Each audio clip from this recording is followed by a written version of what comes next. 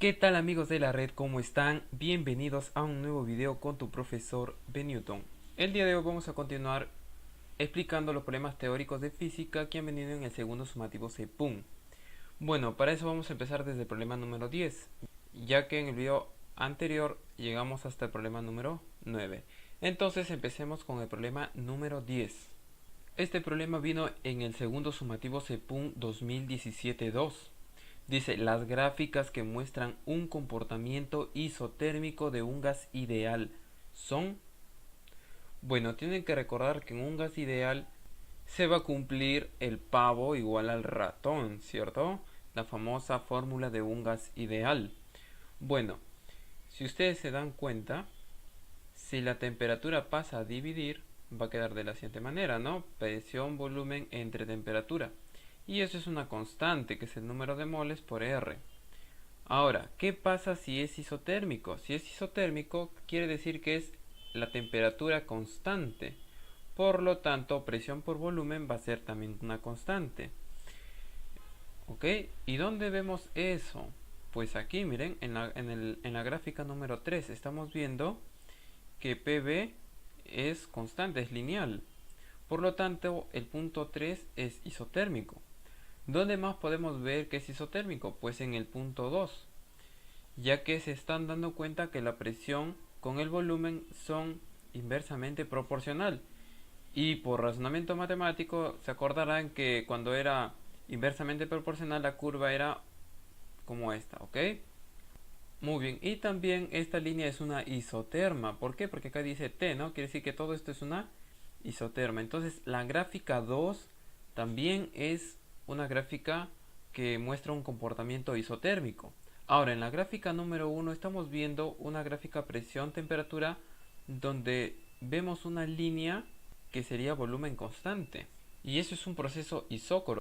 Entonces, en un proceso isocórico, el volumen es constante. Y si el volumen es constante, quiere decir que presión entre temperatura es constante. Y si observan bien esto, tiene una relación directa. O sea, si aumenta la presión, aumenta la temperatura. Y como sabrán, la gráfica es una diagonal, ¿ok? O sea, es una recta. Por lo tanto, esta gráfica tiene un comportamiento isocórico, no isotérmico. Entonces, aquí la respuesta única sería 2 y 3. Clave C. Problema número 11. Este problema ha venido en el segundo sumativo CEPUM 2006-2. Dice, en una máquina térmica, ¿ok? Entonces tienen que recordar que en una máquina térmica vamos a tener una fuente caliente y una fuente fría, donde este sería el motor térmico, donde de la fuente caliente le transmite calor, ¿cierto? Y este motor absorbe ese calor y va a producir un trabajo, y a su vez también va a ceder calor a la fuente fría. Y la eficiencia de esta máquina térmica va a estar por esta ecuación, ¿no? La eficiencia va a ser el trabajo que produce entre el calor que ha absorbido. También podría ser denotado por 1 menos el calor que ha cedido a la fuente fría entre el calor que ha absorbido de la fuente caliente, ¿ok? Y tienen que recordar que la eficiencia nunca va a ser 100, no va a llegar a 100%. La máxima eficiencia que puede llegar una máquina térmica es la eficiencia ideal que se da en una máquina de Carnot. Bueno, por eso el punto número 1 dice, el calor que absorbe es siempre positivo. El calor que absorbe es QA.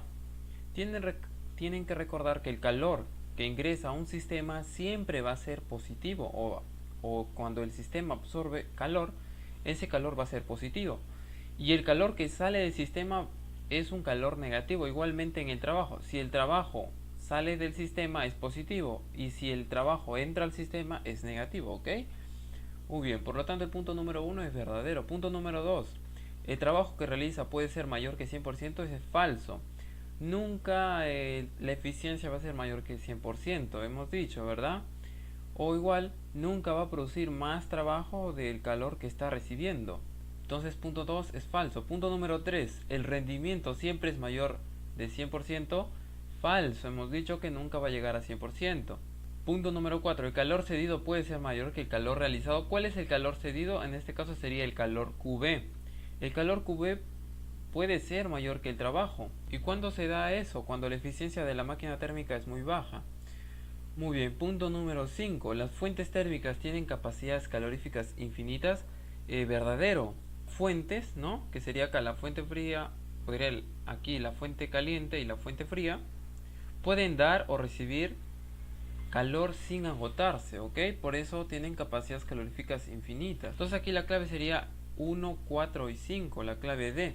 Bueno, problema número 12. Este problema ha venido en el segundo sumativo CEPUN 2018-1.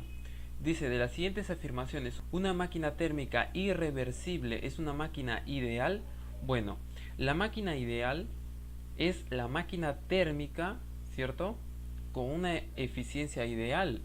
¿Y cuál es esa máquina ideal? Es la máquina de Carnot. O sea, es una máquina térmica cuya eficiencia depende de las temperaturas, ¿no? O sea, la eficiencia va a estar dado 1 menos la temperatura de la fuente fría menos la temperatura de la fuente caliente. Y esta es la eficiencia ideal de una máquina térmica, que sería la máquina de Carnot.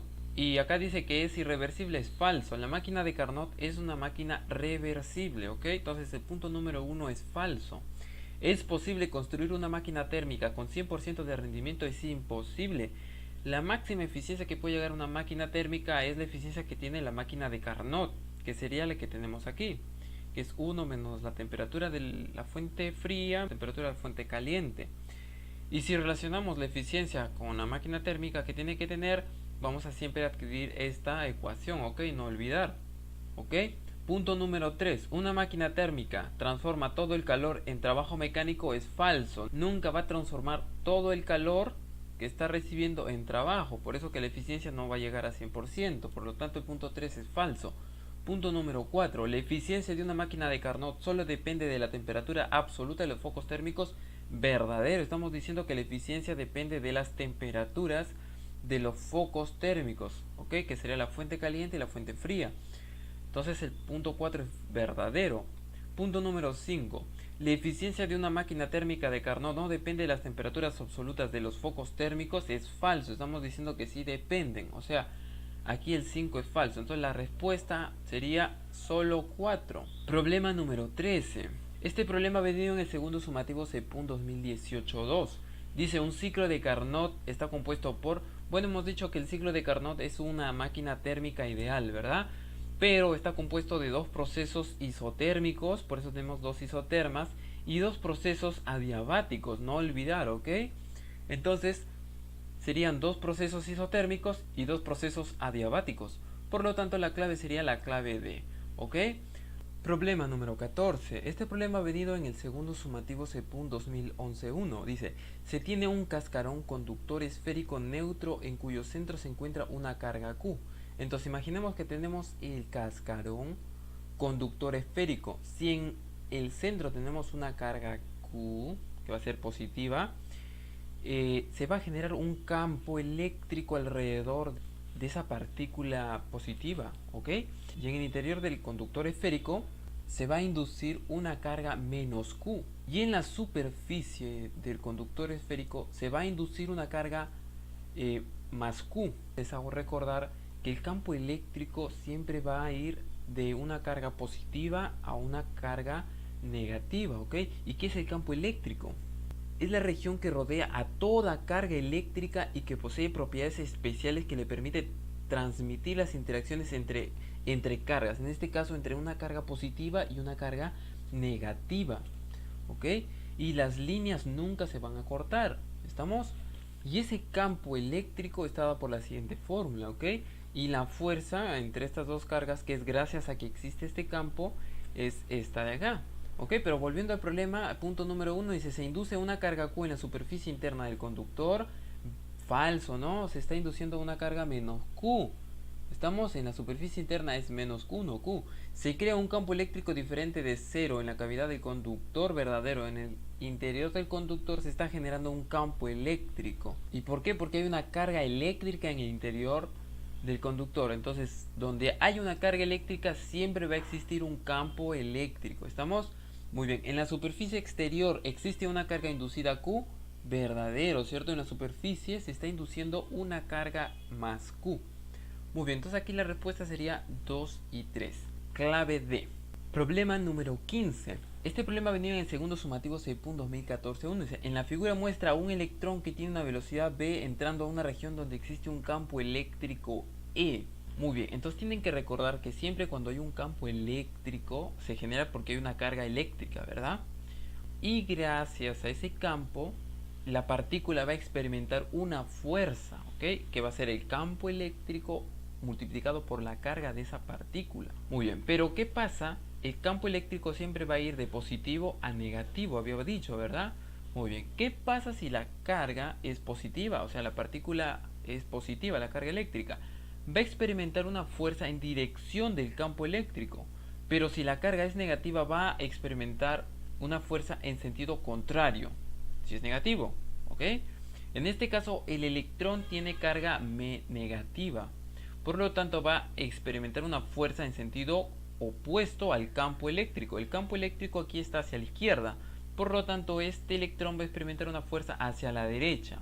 Estamos entonces, va a ir aumentando su fuerza, ya que si va a generar una fuerza, saben que fuerza es masa por aceleración. Por lo tanto, este electrón va a ir acelerando. Quiere decir que su velocidad va a ir aumentando. La clave A dice, la velocidad del electrón varía de forma decreciente, es falso, más bien va a ir aumentando. Clave B, la velocidad del electrón varía de forma creciente, claro, esa es la clave. Va a variar de forma creciente porque va a ir de manera acelerada. Y las demás son falsas, ¿ok? Entonces aquí la clave a este problema sería la clave B. Pero hay que seguir leyendo. Por ejemplo, ¿la velocidad del electrón será constante? No, es falso, ¿no? ¿La trayectoria dentro del campo será circular? Es falso. ¿La trayectoria dentro del campo será helicoidal?